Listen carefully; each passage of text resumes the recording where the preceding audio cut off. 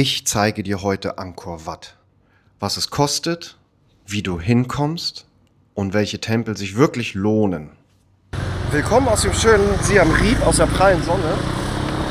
Mal kurz den Schatten. Heute gibt es einen schönen Ausflug und das ist nach Angkor Wat. Ich zeige euch, wie wir da hinkommen, was der Eintritt kostet, wie es dort aussieht. Das werden wir in diesem Video sehen, oder beziehungsweise ihr.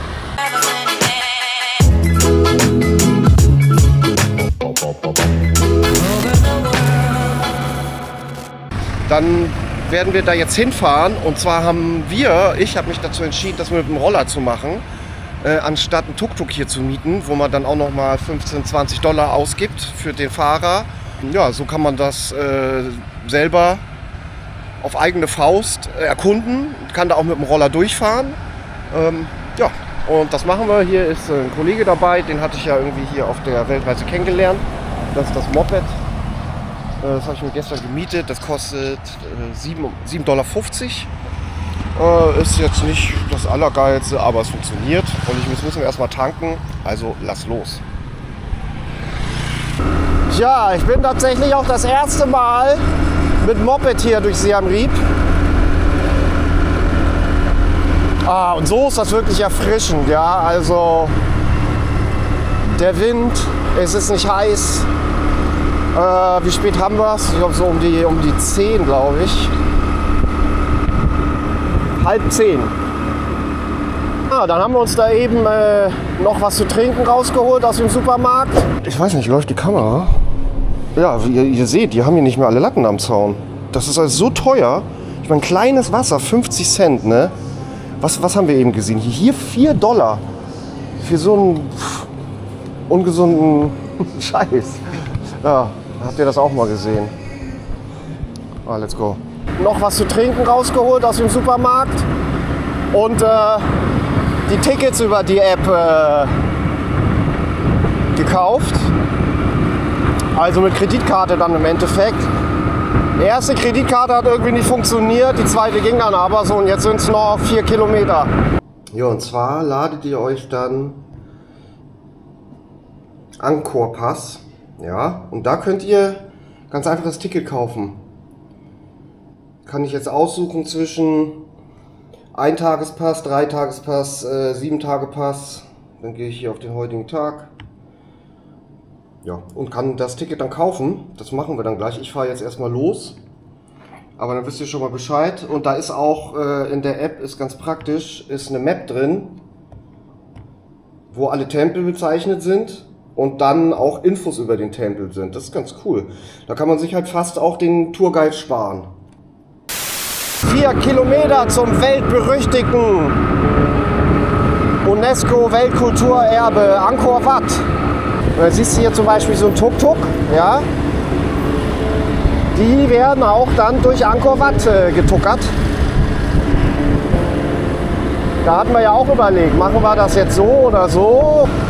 Hier ist anscheinend schon mal irgendwie so ein kleiner Tempel. Ja, irgend so ein kleiner Tempel ist hier.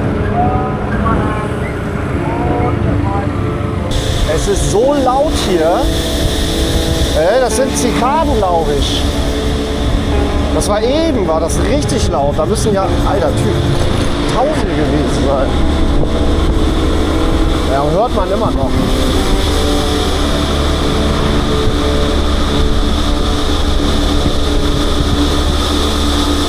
Ja, wow. Boah, sind die laut, ey. Das gibt's ja gar nicht.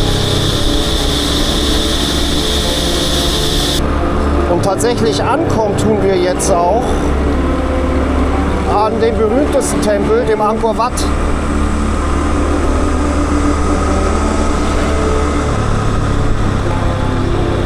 Boah, voll die Sumpflandschaft hier. Hier muss das ja von Mücken wimmeln abends.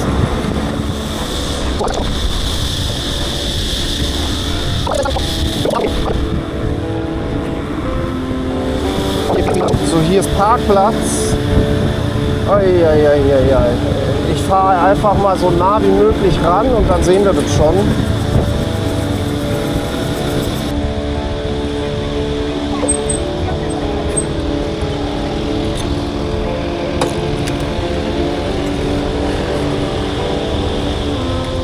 Zirkaden, ne? Was? Ja, ja. Alter, die machen ja einen Lärm. Das müssen ja Millionen sein. Wasserspritze abbekommen. Ja, ich auch, ich auch. Ich auch. Was ist das? Zirkadenpisse? Keine Ahnung. Kann es jedenfalls nicht sein. Nee. Tourist Route. To Angkor Wat. Good morning. Good morning. How are you today? Good. Yeah, welcome to see Angkor Wat here. You Yeah. have a ticket? Yeah. Yeah. I'm a tour guide. You need official tour guide. Tell you around. Oh, I don't know. If you take tour guide, better for you. You understand the history inside the main temple here. The biggest one. History combined inside this one. When you get a tour guide from here, when you go to the temple like by your own, you can understand the temple meaning by your own. Ja. Better for you. How much is that? Only 20 to get there. Ah ja, okay. Yeah. So where we need to show the ticket? Ticket over there. Ah, okay. Yeah. No, I think no. Okay. We are fine without tour guide. Okay. Thank If you. change your mind, I bet you here. Okay, It's time for you 18 together, 18. okay, Okun. Ja, ihr habt gehört, da war schon einer, der wollte eine Tour verkaufen für $20. Ne, ist noch auf 18 runtergegangen, ne? So, sieht man die denn mal? Bekommt man die mal zu sehen? Leider nicht. Ich sehe keinen.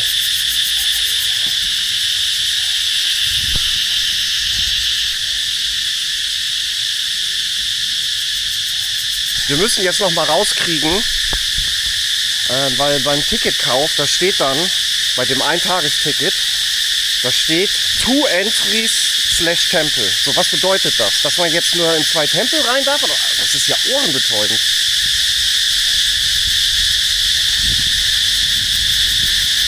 Völlig irre. So, da sehen wir den Haupttempel. Und hier steht ja auch ein paar Infos, dass durch den König Suryavarman der Zweite wurde das ungefähr zwischen 1113 und 1150, also vor roundabout 1000 Jahren, wurde das halt hier hochgezogen. Nicht nur für die Kambodschaner, auch für Japaner, Chinesen, Burmesen. Und das ist halt auch so eine Lichtgeschichte, ne? Weil jetzt sind wir hier, was weiß ich, 10, 11 Uhr ist es, 10 oder 11, zwischen 10 und 11. Aber so sieht es halt, glaube ich, beim Sonnenaufgang aus, ne? Oder Sonnenuntergang.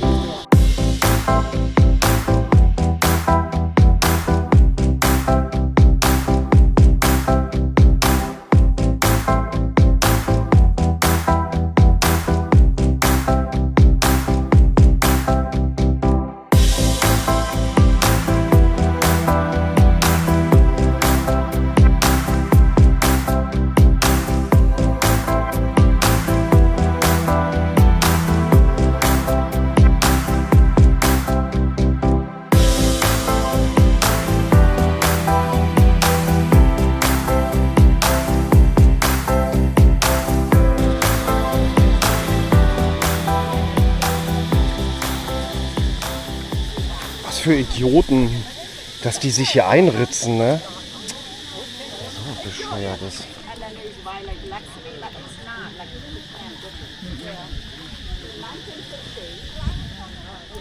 Ja, Leute, wir nähern uns dem Ziel, wahrscheinlich der zweiten Ebene von Angkor Wat. Es ist doch sehr weitläufig hier und ihr seht, ich sehe verrückt aus, aber es ist einfach fast nicht mehr zu ertragen mit der Hitze. Ja, ihr seht, was hier so Phase ist. Aha, guck mal, hier werden schöne Fotos gemacht. Das sieht natürlich auch gut aus, muss man sagen. Wow.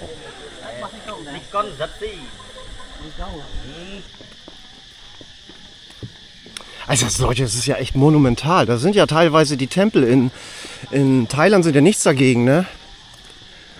Wahnsinn, ey, was die hier hingezimmert haben damals. Ursprünglich wurde Angkor Wat als hinduistischer Tempel für den Gott Vishnu erbaut. Der Tempel symbolisiert den Berg Meru, der als Zentrum des Universums gilt. Schaut euch mal die 1000 Jahre alte Bodenstruktur hier an. Hier ist es gerade mal ein bisschen aushaltbar. Ein bisschen Wind zieht hier. Also ich versuche jetzt so viel Sonne wie möglich zu meiden, weil ich komme da nicht so gut drauf klar. Krass. Hab mich gefragt, was immer diese Löcher in den Steinen sind, ne? Also ich kann mir vorstellen, das waren einfach, damit haben sie die bewegt. Stelle ich mir jetzt mal so vor. Macht irgendwie Sinn, oder? Wow. Ja, ein Tourguide hat manchmal schon was. Zum Beispiel, was der jetzt beantworten könnte, was das für Löcher sind. Also ob das Swimmingpool war, glaube ich ja nicht, ne? Nee.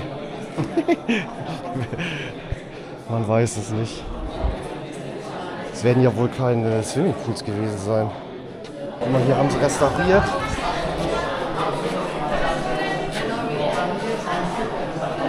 Ob das stimmt? Ob das stimmt? Ich glaub's ja nicht, oder? Guck mal.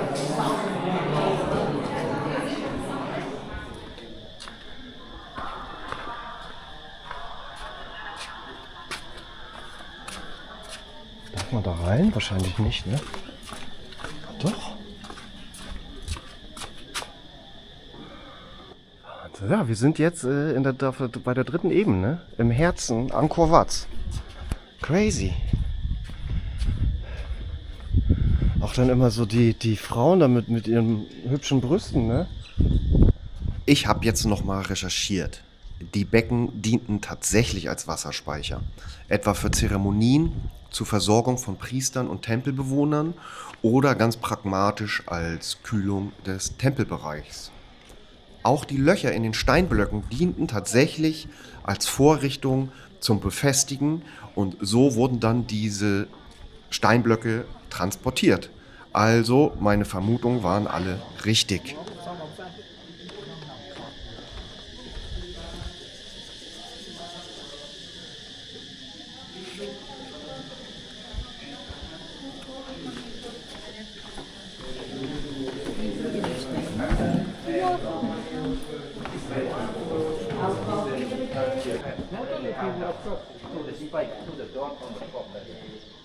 Oh, guck mal, hier haben wir mal was Interessantes, cool. Was? Option 1, Option 2. Wie 2,5, 3 Stunden soll man hier durchrennen? Das ist hart. Ja, wir sind ja so gegangen und dann hier so rum. Ja, so. Und was natürlich interessant ist die absolute Mitte da oben drin, ne? Aber da kommt mich ja auch... Da muss ich dann T-Shirt wechseln. Ach, hier. Okay. Hier geht's hoch. Oh ja, da hat man aber auch zu klettern. Guck mal, da haben sie diese Leiter gebaut. Sind die früher die Stufen da hochgeklettert? Ich check's nicht. Das ist ja Wahnsinn. Was das hier ist? Ein zerkratzter Stein. Ja, das ist doch eine Ecke, die sieht aus wie jede andere. Also hier ist das, da liegt doch jemand drinne. Das ist doch, Leute, jetzt haben wir, glaube ich, den Mittelpunkt des Universums erreicht. Hier.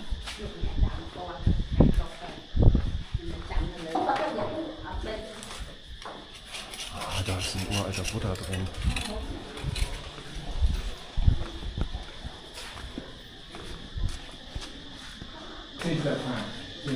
Also wir haben hier in der Mitte des Angkor Wats sozusagen 4 Buddhas. Nord, Süd, West, Ost. Das ist die generelle, wie die das hier gebaut haben, oder also was soll ich jetzt noch so sagen? Nicht so viel Hintergrundinformation.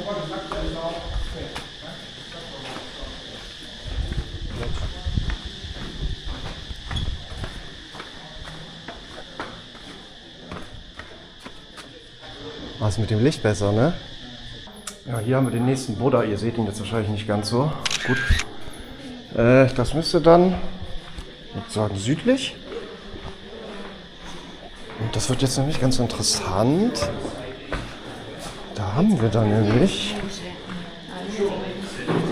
diesen Ausblick.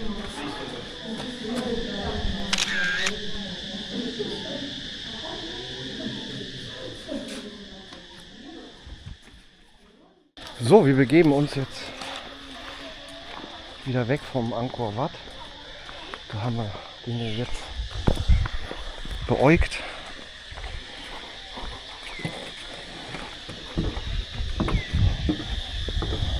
Cool, sie zeichnet da erstmal. Angkor Wat haben wir erledigt. Das ist jetzt nochmal Angkor Wat von der Seite. Es ist aber auch echt viel zu latschen, muss man sagen. Und jetzt geht's zum Wat Phrom. Das ist der Tomb Raider Tempel.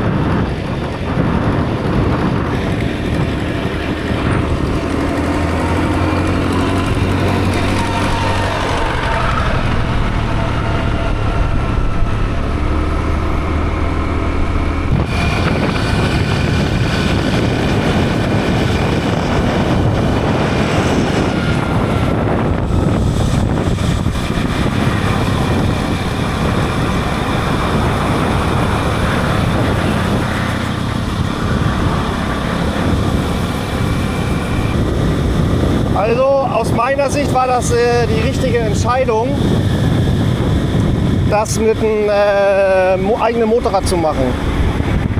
Man ist viel unabhängiger.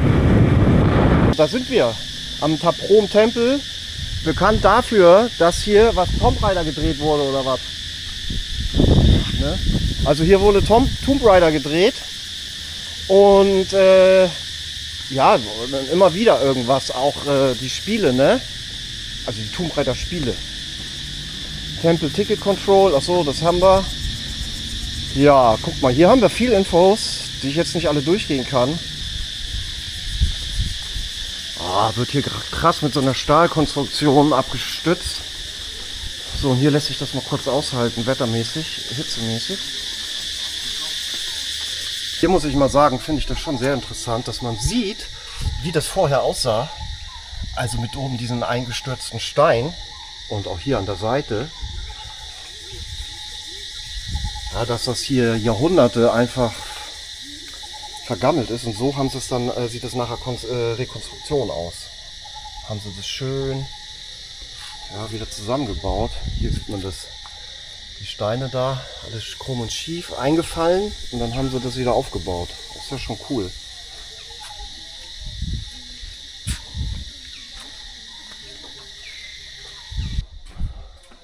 Wie gesagt, Leute, das war jetzt hier direkt der Eingang zum Thap Phrom Tempel. Erbaut 1100 und irgendwas war das. 1152 oder so, also roundabout 1000 Jahre alt und berühmt auch dafür, dass hier Tomb Raider gedreht wurde. Welcher Film jetzt genau, weiß ich nicht. Aber vielleicht kriege ich das noch raus und spreche es ins Video ein.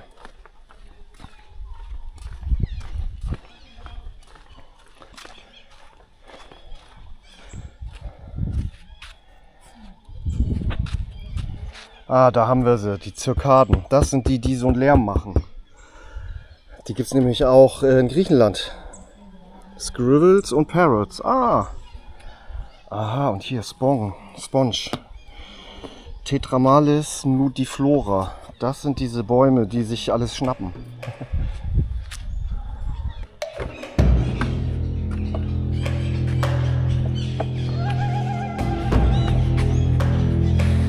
Ich würde die gerne mal sehen, diese Papageien. Ah, da.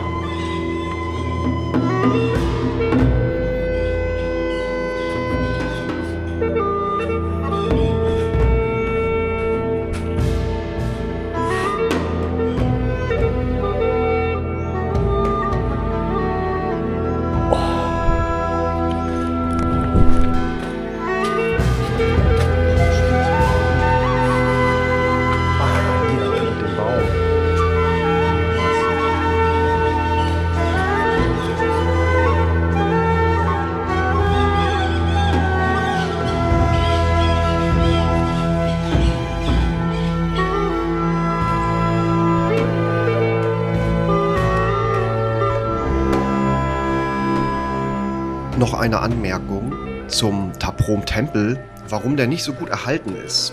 2002 haben Kambodscha und Indien sich zusammengetan um dieses Projekt und dieses UNESCO-Weltkulturerbe zu restaurieren. Aber der Tapom-Tempel ist als Bautempel von herausragender Bedeutung und die lokale Bevölkerung pflegt seit Jahrhunderten eine enge Verbindung zu den zahlreichen Bäumen des Komplexes. Die Erhaltungsstrategie basiert auf den Grundgedanken, sowohl das natürliche als auch das bauliche Erbe des Tempels zu bewahren, sodass beide in Harmonie miteinander existieren.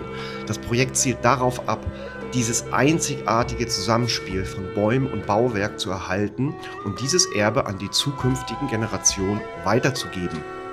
Die Bewahrung der Authentizität und Integrität des Ortes bildet die Grundlage aller hier durchgeführten Erhaltungsmaßnahmen. Also deshalb ist der nicht so hochpoliert, der Tempel, weil sie es so bewahren wollen, wie es jetzt gegeben ist.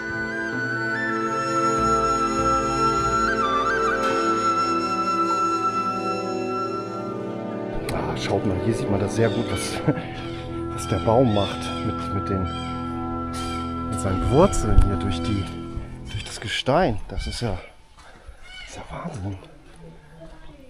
So ein Schatten. Boah, der ist aber auch nicht mehr. Der sieht aus, als wäre der tot.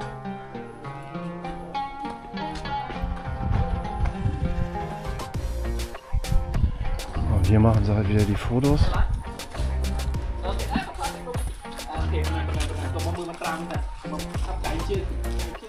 Schaut euch mal das hier an. Hinter diesen Baum. Und ganz gut. Ja, und dann diese Front. Und hier sehen wir, wie das vorher aussah. Nämlich alles eingestürzt. Ja, und dann haben sie das so wieder rekonstruiert. Und da haben wir den Baum.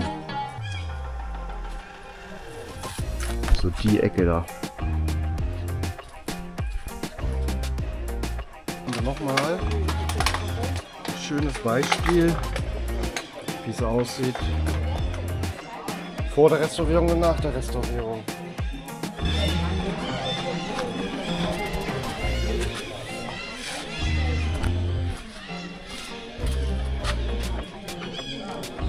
Und das ist hier auch der Hauptspot.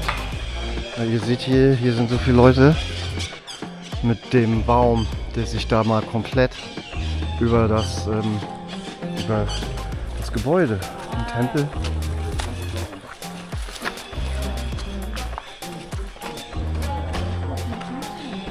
Ja, was hat der Baum gemacht? Die Natur nimmt sich alles zurück. Ja, Leute, für uns geht's wieder weiter. Nach dem Prom-Tempel haben wir dort gegessen. Da hatte ich jetzt nicht gefilmt. Das war aber okay tatsächlich und auch sehr lecker. Und es hat zwischendurch geregnet. Wir kamen aus dem Prom raus, haben uns da hingesetzt zum Essen und es fing ordentlich an zu regnen. Das seht ihr jetzt an den nassen Straßen hier. Ja, und jetzt geht's weiter zum nächsten Tempel. Zum Banyon oder so heißt der. Kann ich jetzt gerade nicht. Wir haben es jetzt so 2:30, 3.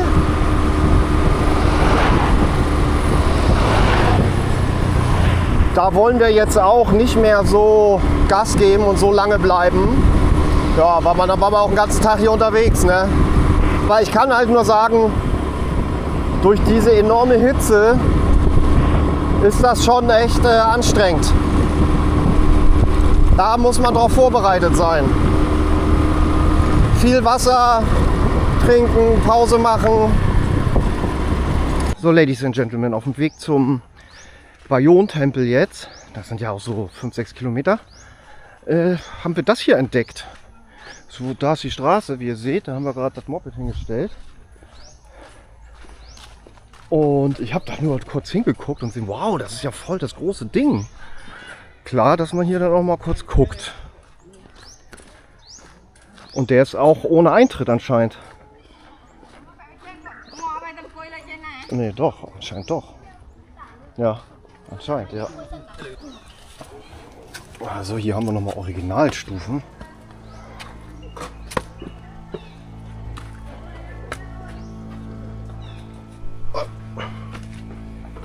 das denn hier? Ach, krass. Wie so eine Füße.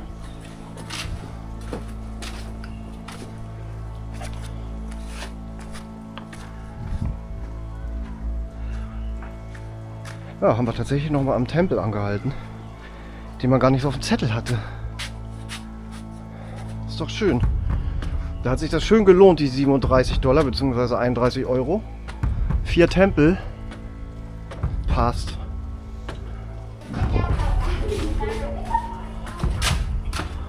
Wow. Oh, die sind sportlich hier.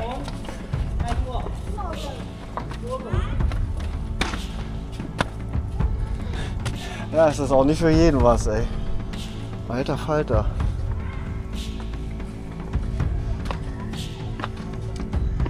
Aber das ist immer der Entdeckerdrang. Wie wenn man auf den Berg klettert. Man will den Gipfel erreichen.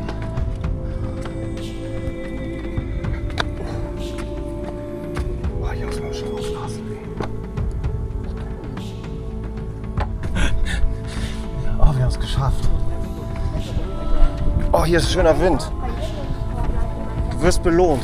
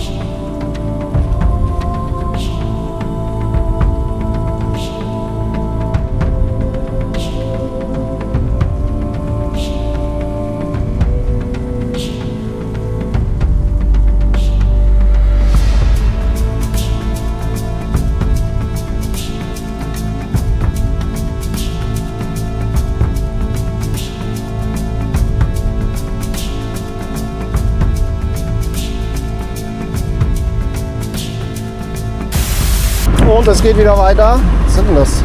2 Kilometer. Tempel Ticket Control. Hä? Wollen die hier das Ticket? Ja, anscheinend.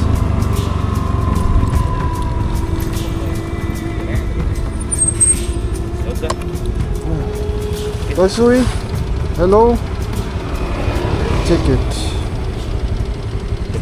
One day? Ja. Not enough. Hm? Not enough. Ah, no, of course it's not enough, but it's okay.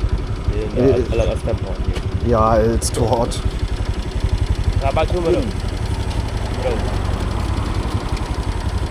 Okay, thank you. Okun, bye bye. Ah, hier so eine alte, uralte Brücke. Ist das abgefahren, Mann, ey, was für eine Gegend. Unglaublich.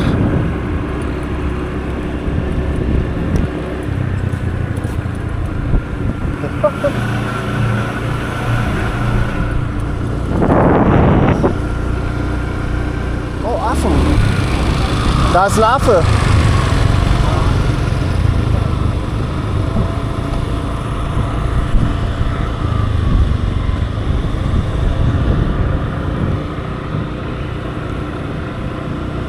Ja.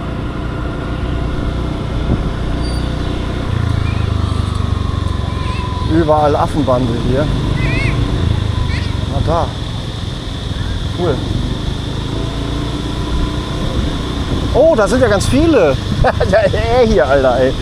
Oh, Baby. Eine Rasselbande.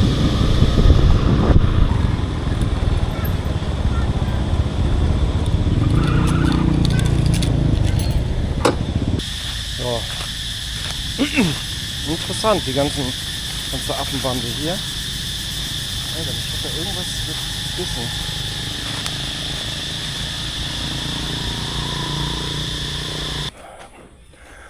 Ist jetzt auch nicht mehr viel anders. Das erste, was auffällt, der Tempel stinkt. Aber hier sind, glaube ich, auch irgendwie so so Fledermäuse oder irgendwas. Oh, krass, und da ist voll das Gesicht. Riesengroß. Abgefahren. Und ihr seht wieder diese ganzen Löcher. Das ist ja definitiv hier. 2, damit haben sie die so angehoben und platziert. Irgendwie so halt. Aber der ist ja halt total bevölkert von irgendwelchen Tieren, also Vögeln oder Fledermäusen oder so. Aber Affen sind hier überhaupt nicht im Tempel. Die sind halt irgendwie da auf diesem Vorplatz. Way of Visit.